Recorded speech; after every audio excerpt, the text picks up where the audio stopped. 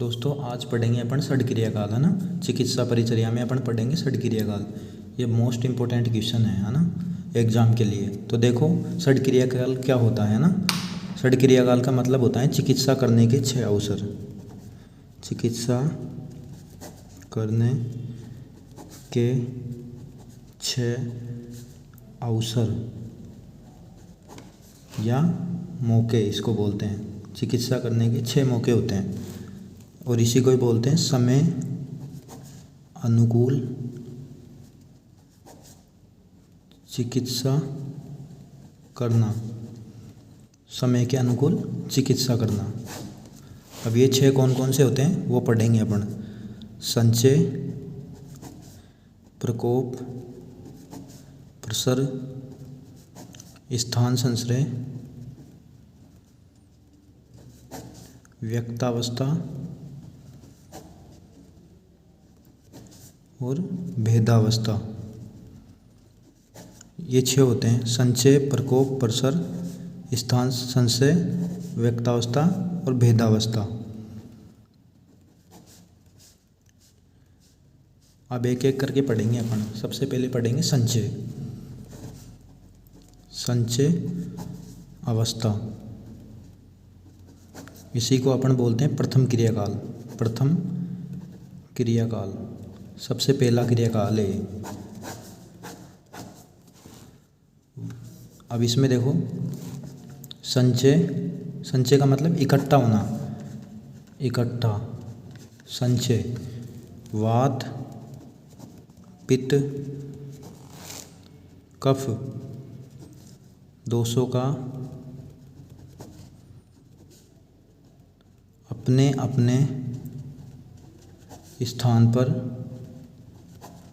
इकट्ठा होना। इकट्ठा होना। अब देखो वात संचय के लक्षण पढ़ेंगे, पित्त के और कफ के। तो एक एक के पढ़ते हैं अपन, है ना। वात संचय लक्षण। वात दोष संचय हो जाएगा, इकट्ठा होएगा तो क्या क्या लक्षण आएंगे। स्तब्ध पूर्ण कोष्ठता। स्तब्ध पूर्ण कोष्ठता ये याद करना है तुमको, ना। और पित्त संचय हो जाएगा तो क्या लक्षण आएंगे। पित्त संचय लक्षण पीताउभासता और मंदोष्मता। मंदोष्मता, है ना। और कफ दोष संचय हो जाएगा तो कफ संचय के लक्षण आएंगे अंग गौरव और आलस्य। ठीक है, तो ये संचय अवस्था प्रथम क्रियाकाल हो गए। वात पित्त कफ दोषों का अपने अपने स्थान पर संचय होना। ये वात के, ये पित्त के, ये कफ के, इनके लक्षण आ जाएंगे। इसके बाद में पढ़ेंगे अपन प्रकोप अवस्था। प्रकोप अवस्था इसको बोलते हैं द्वितीय क्रियाकाल। द्वितीय क्रियाकाल।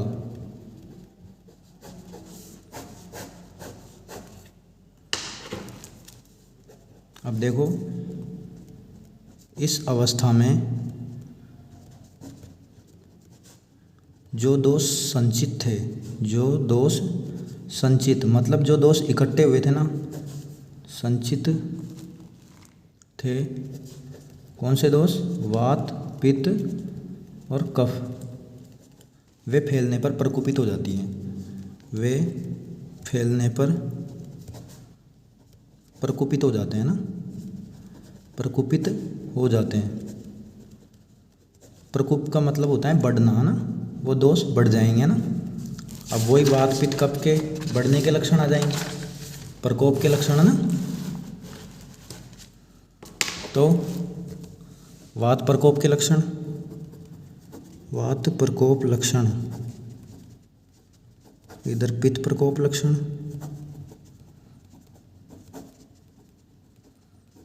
और इधर कफ प्रकोप लक्षण।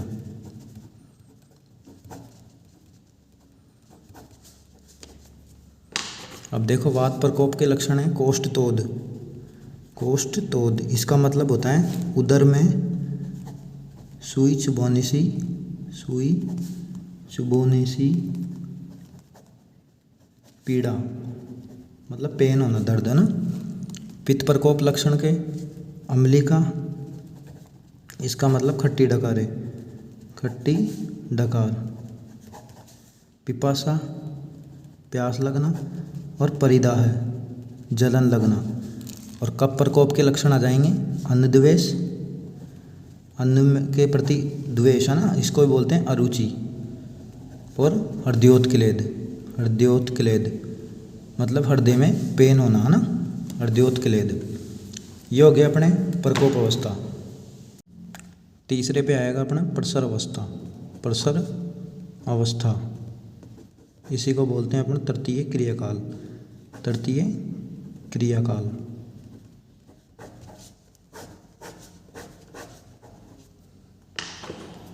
इस अवस्था में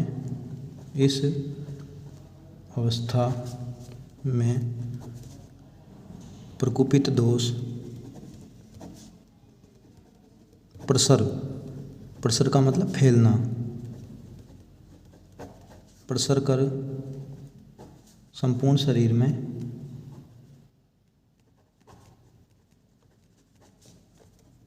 फैल जाते हैं ना, फैल जाते हैं। गमन कर है ना, गमन करके मतलब पूरे शरीर में फैल जाएंगे ना। तो अब वात प्रसर के लक्षण पित्त के और कफ के, तो वात प्रसर लक्षण, पित्त प्रसर लक्षण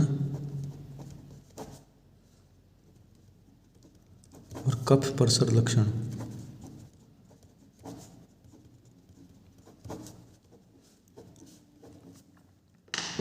तो देखो वात का विमार्ग, गमन और आटोप, इनका मतलब होता है उदर में वेदना के साथ गुड़गुड़ाहट, उदर में वेदना के साथ गुड़गुड़ाहट, गुड़गुड़ाहट। पित्तवाड़े में आएंगे ओस, चोस, परिदाह, धुमायन, ये पित्त प्रसर के लक्षण हो जाएंगे। अब कफ प्रसर के लक्षण आएंगे अरोचक, अविपाक, अंगसाद और छर्दी, ये कफ प्रसर के लक्षण। कफ दोष बढ़ जाएगा तो उसके लक्षण आएंगे। अब चौथे नंबर पे पढ़ेंगे अपन स्थान संश्रय, चौथा क्रियाकाल स्थान संश्रय, ये चतुर्थ क्रियाकाल।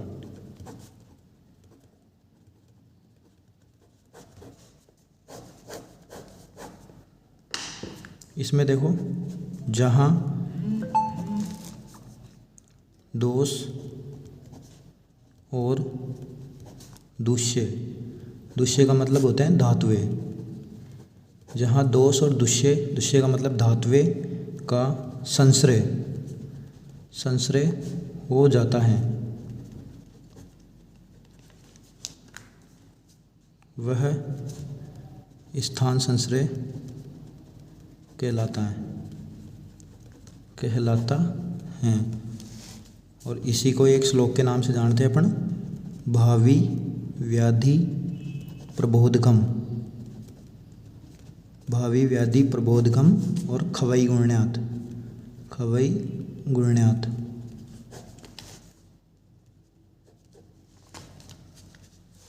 अब देखो स्थान संश्रय, स्थान संश्रय जिन जिन भागों में होता है, जिन जिन भागों में होता है उसी के अनुसार रोग उत्पन्न होते हैं, उसी के अनुसार ही क्या होंगे, रोग उत्पन्न होंगे, रोग उत्पन्न होते हैं। फॉर एग्जाम्पल अपन पढ़ेंगे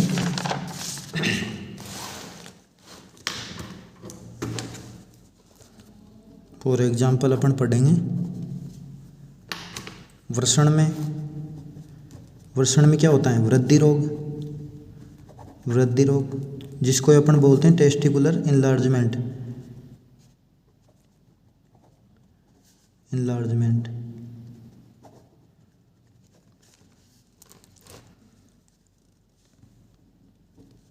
अस्थि में विद्रधि, अस्थि में क्या होती है? विद्रधि।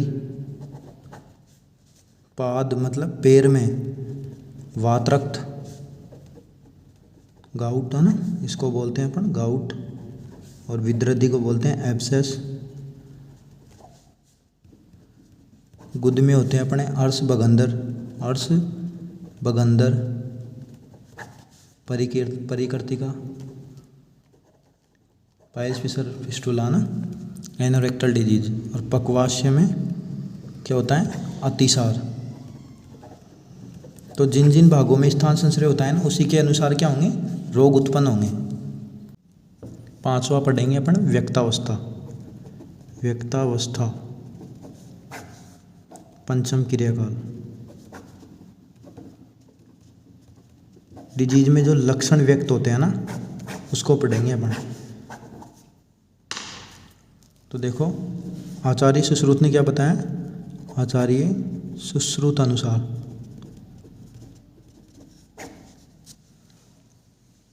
व्यक्तावस्था व्याधि की वह अवस्था है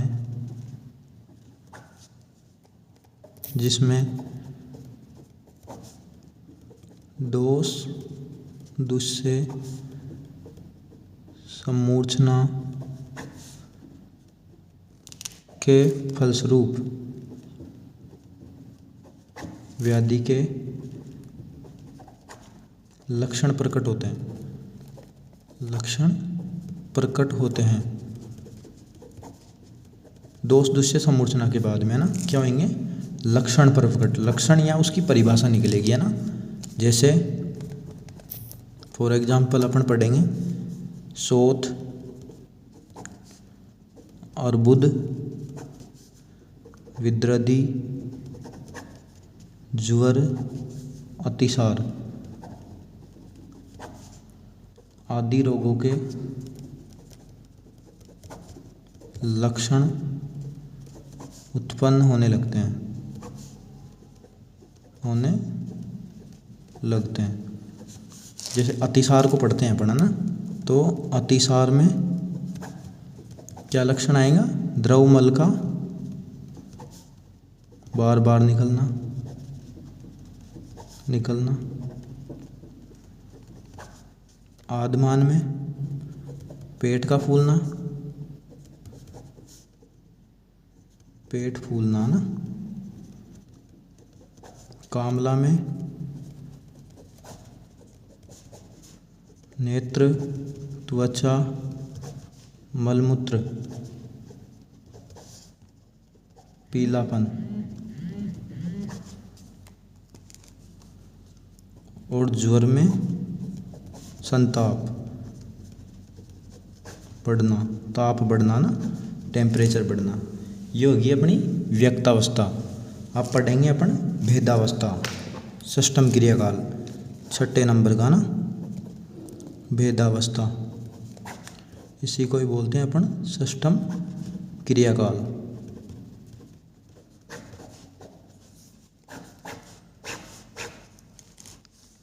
अब देखो, इसमें आचार्य सुश्रुत अनुसार